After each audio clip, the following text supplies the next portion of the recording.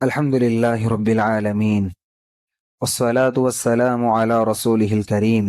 أما بعد، عن أبي ثعلبة الخشني رضي الله عنه عن رسول الله صلى الله عليه وسلم قال: إن الله تعالى فرض فرائض فلا تضيعوها، وحدد حدودا فلا تعتدوها، وحرم أشياء فلا تنتهكوها، وسكت عن أشياء رحمة لكم غير نسيان فلا تبحثوا عنها. حدیث حسن رواہ الدارقطنی وغیرہ۔ محترم مصلیان کرام، ابھی میں نے آپ کے سامنے دارقطنی کی ایک حدیث پڑھی ہے۔ اس کے راوی صحابی رسول ابو ثعلبہ الخشنی رضی اللہ عنہ ہیں۔ فرماتے ہیں کہ پیارے نبی صلی اللہ علیہ وسلم نے ارشاد فرمایا، یقیناً اللہ رب العالمین نے بہت سارے فرائض عائد کیے ہیں، ان فرائض کو ضائع نہ کرو، اور بہت ساری حدود اللہ رب العالمین نے قائم کیے ہیں، ان حدود کو پار نہ کرو۔ وحرم اشیاء فلا تنتہکوها، اور اللہ رب العالمین نے بہت سی چیزوں کو حرام قرار دیا ہے، ان حرام چیزوں کے قریب بھی مت جاؤ، ان حرام کا ارتکاب نہ کرو۔ وسکت عن اشیاء، اور بہت ساری چیزوں سے اللہ رب العالمین نے خاموشی اختیار کی ہے، رحمتا لکم، تم پر رحم و کرم کرتے ہوئے، غیر نسیان، اللہ رب العالمین نے بہت ساری چیزوں کے بارے میں خاموشی اختیار کی ہے، کچھ حکم نہیں بتایا، تو اس کا مطلب یہ نہیں کہ اللہ رب العالمین بھول گیا ہے، بلکہ اللہ رب العالمین کو یاد ہے لیکن تم پر رحم و کرم کرنا چاہتا ہے، اس لیے اللہ رب العالمین نے خاموشی اختیار کی ہے۔ فلا تبحثوا عنها، لہذا ایسی چیزوں کے بارے میں سوال نہ کرو اور ایسی چیزوں کے پیچھے نہ پڑو۔ حضرین گرامی، اس حدیث میں ایک اہم بات، جو علمی بات اور علمی نکتہ، اس کو سمجھنے کی ضرورت ہے۔ پیارے نبی نے بیان فرمایا کہ اللہ رب العالمین نے بہت ساری چیزوں کا حکم بیان کر دیا کہ حرام ہے، ان کے قریب مت جاؤ، ان کا ارتکاب مت کرو، اور وہیں پر پیارے نبی نے بات ہمیں بتائی ہے، وسکت عن اشیاء، کہ اللہ رب العالمین نے بہت ساری چیزوں سے خاموشی اختیار کی، ان چیزوں کا حکم نہیں بتایا کہ ان چیزوں کا کیا حکم ہے۔ ایسا نہیں کہ اللہ رب العالمین بھول گیا کہ ان کا حکم بتائے، اللہ رب العالمین بھولا نہیں ہے، اللہ رب العالمین کو یاد نہیں، نعوذ باللہ، ایسی بات نہیں ہے۔ اللہ رب العالمین تم پر رحم و کرم کرنا چاہتا ہے، لہٰذا کب کوئی چیز آپ کے پاس ایسی آ جائے جس کا حکم آپ کو پتا نہیں ہے، آپ دیکھ رہے ہیں کہ شریعت میں اس کا حکم نہیں ہے، فلا تبحثوا عنها، ایسی چیزوں کے حکم معلوم کرنے کی پیچھے مت پڑو، ایسی چیزوں کے حکم معلوم کرنے کی پیچھے مت پڑو، بلکہ خاموش رہو، اس لیے کہ اللہ رب العالمین تم پر رحم و کرم کرنا چاہتا ہے۔ اس کی مثال کیا ہے؟ اس کی مثال آپ دیکھیں کہ پیارے نبی صلی اللہ علیہ وسلم حج کی فرضیت کو صحابہ کرام کے سامنے بیان کر رہے تھے، حج کی فرضیت کو صحابہ کرام کے سامنے بیان کر رہے تھے۔ صحابہ میں سے ایک صحابی نے پیارے نبی سے سوال کیا، اے اللہ کے رسول، یہ جو حج ہم پر فرض کیا گیا ہے، کیا ہر سال فرض کیا گیا ہے؟ کیا ہر سال ہمیں حج کرنا ہے؟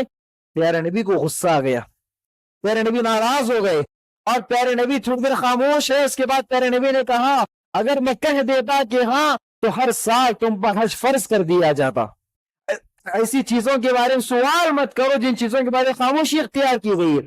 جب کہا گیا کہ تمہیں حج کرنا ہے تو تمہیں حج کرنا ہے، اب بس یہ مت سوال کرو کہ ہر سال کرنا ہے، ہر مہینہ کرنا ہے، سال 2 سال میں کرنا ہے، نہیں، آپ سے جب کہا گیا حج کرنا ہے تو خاموشی اختیار کرو اور ایک مرتبہ حج کر لو۔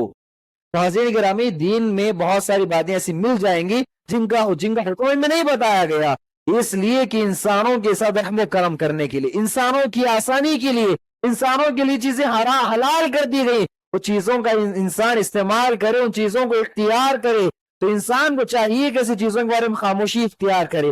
اب یہاں پر ایک مسئلہ آتا ہے، یہاں پر جو پیارے نبی بیان فرما رہے ہیں کہ فلا تبحثوا عنها، ایسی چیزوں کے بارے میں سوال نہ کرو، خاموشی اختیار کرو، کیا مطلب ہے اس کا؟ علماء کرام نے 2 مسئلے یہاں پر بیان کیے۔ ایک مسئلہ یہ کہ جب تک پیارے نبی بحیات تھے، پیارے نبی زندہ تھے، اس وقت کا معاملہ ہوگا، اور پیارے نبی کی وفات کے بعد کا ایک اور معاملہ ہوگا۔ جب تک پیارے نبی بحیات تھے، پیارے نبی جتنی باتیں بتاتے تھے انہیں کو سن کر خاموش رہنا ضروری تھا، انسان آگے بڑھ کر کوئی اور سوال نہیں کر سکتا تھا۔ کیوں؟ اس لیے کہ پیارے نبی کو جو باتیں بتانی تھی معلوم تھی، اور جو باتیں پیارے نبی بتانا تھا بتا چکے تھے۔ اب اگر کوئی انسان سوال کر رہا ہے تو ظاہر سوال ہے وہ غیر ضروری سوال ہے، اس لیے صحابہ کرام کو سوال کرنے سے روکا جاتا تھا۔ تو پیارے نبی کی زندگی میں سوال کرنے سے روکا گیا، کہیں ایسا نہ ہو کہ کسی کے سوال کرنے کی وجہ سے ایک چیز جو حلال تھی وہ حرام نہ ہو جائے، جو چیز فرض نہ تھی وہ فرض نہ ہو جائے، اس لیے صحابہ کرام کو سوال کرنے سے روکا گیا تھا۔ اب جب پیارے نبی اس دنیا سے وفات کر چکے ہیں، پیارے نبی اس دنیا میں موجود نہیں ہے، تو کیا یہ حکم باقی ہے کہ ایسی چیزوں کے بارے میں سوال نہیں کیا جائے گا کہ آج کے دور میں پھر سوال کیا جائے گا؟ یہ دو سوال ہمارے سامنے پیدا ہوتے ہیں۔ علماء کرام یہ بیان کرتے ہیں کہ طلبہ ہوتے ہیں جو شریعت کا علم حاصل کرتے ہیں، قرآن اور احادیث کا علم حاصل کرتے ہیں، یہ جو اپنے استاذ کے سامنے بیٹھتے ہیں، جو اپنے اساتذہ کرام کے سامنے بیٹھیں گے یہ سوال کریں گے، اس لیے کہ انہیں علم حاصل کرنا ہوتا ہے، لوگوں کے اور مسائل حل کرنا ہوتا ہے، یہ سوال کریں گے۔ لیکن جو عام لوگ ہیں وہ سوال نہیں کریں گے، یہ لوگ سوال نہیں کریں گے، اس لیے کہ لوگ جب سوال کرتے ہیں کہیں نہ کہیں اس کے پیچھے اچھا مقصد نہیں ہوتا، اچھا مقصد نہیں ہوتا، یا تو خواہ کھرچنا مقصد ہوتا ہے، خواہ پریشان کرنا مقصد ہوتا ہے، کوئی اچھا مقصد نہیں ہوتا۔ اس لیے علماء کرام بیان کرتے ہیں کہ اگر کسی چیز کے بارے میں خاموشی اختیار کی گئی ہے تو وہاں پر عام لوگوں کو چاہیے کہ خاموشی اختیار کرے، ایسی چیزوں کے پیچھے نہ پڑے۔ اب مثلا بہت ساری مثالیں ہمارے پاس موجود ہیں۔ ایک مثال نے کہ اللہ رب العالمین کے بارے میں بیان کیا گیا ہے کہ اللہ رب العالمین سنتا ہے، دیکھتا ہے، تو تمام کو یہاں پر نہ طالب علم کو نہ عوام کو، تمام کو چاہیے کہ خاموشی اختیار کرے، کوئی ایسا سوال نہ کرے کہ اللہ رب العالمین سنتا ہے تو کیسے سنتا ہے، اللہ رب العالمین دیکھتا ہے تو کیسے دیکھتا ہے۔ پیارے نبی نے بتایا کہ اللہ رب العالمین کے پیر ہیں، تو یہ سوال نہیں کر سکتا کہ اللہ رب العالمین کے پیر کیسے، اس لیے کہ غیبیات ہیں، کوئی سوال، کوئی انسان ہے وہ سوال نہیں کر سکتا۔ اور اس کی ایک اور مثال، اور دوسری مثالیں اگر لینا چاہیں، مارکیٹ میں آپ جاتے ہیں کچھ سامان خریدنے کے لیے، بازار آپ جاتے ہیں، وہاں پر کوئی بندہ کوئی سامان خرید رہا ہے، آپ کی ذمہ داری یہ ہے کہ جو اس کا مناسب دام ہو مناسب دام دے دیں، اس کی جو قیمت ہے قیمت دے دیں، سامان خرید کر لائیں۔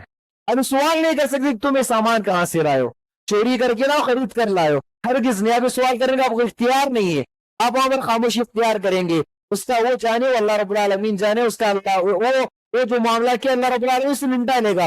آپ کی ذمہ داری بس اتنی ہے کہ آپ جائیں گے، سامان خرید کر لائیں گے۔ ایک اور مثال لیں کہ آپ کا کوئی دوست یا آپ کا کوئی اڑوس پڑوس کوئی رشتہ دار آپ کو کوئی چیز تحفے میں دے دیتا، ہدیتاً دے دیتا ہے، اس کے بارے میں اچھا گمان رکھیں، اس کے بارے میں اچھا گمان رکھیں، وہ ہدیہ اسے قبول کریں، وہ ہدیہ اس سے لے لیں۔ آپ کے ذہن میں سوال نہیں آنا چاہیے کہ یہ چوری کر کے تو نہیں لایا، کسی سے چھین کر تو نہیں لایا، کسی کا لوٹ کر تو نہیں لایا، ہرگز نہیں۔ انسان کو یہاں پر خاموشی اختیار کرنی چاہیے، ایسی چیزوں میں انسان سوال نہیں کر سکتا۔ تو حاضرین گرامی، زندگی میں بہت سارے معاملات ایسے آ جاتے ہیں جہاں پر انسان کو خاموش رہنا ہی بہتر ہوتا ہے۔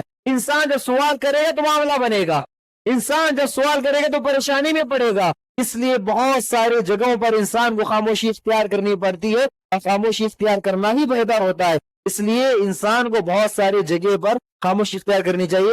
اس طرح یہاں پر پیارے نبی صلی اللہ علیہ وسلم نے بیان فرمایا کہ اللہ رب العالمین انسانوں پر رحم و کرم کرنا چاہ رہا تھا، اس لیے بہت ساری چیزوں میں اللہ رب العالمین نے خاموشی اختیار کی۔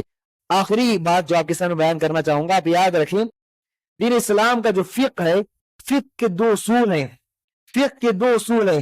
ایک اصول ہے الاصل فی الاشیاء الاباحہ، الاصل فی الاشیاء الاباحہ، مطلب یہ کہ جتنی دنیا میں اشیاء موجود ہیں، جتنی چیزیں موجود ہیں، جتنی تمام کی تمام چیزیں حلال ہیں، سوائے وہ چیزیں جنہیں حرام کہا گیا۔ اس کے علاوہ جتنی چیزیں، تمام کی چیزیں حلال ہیں، اب ان کو استعمال کر سکتے ہیں جب تک کہ آپ کو معلوم نہ ہو جائے کہ وہ چیز حرام ہے۔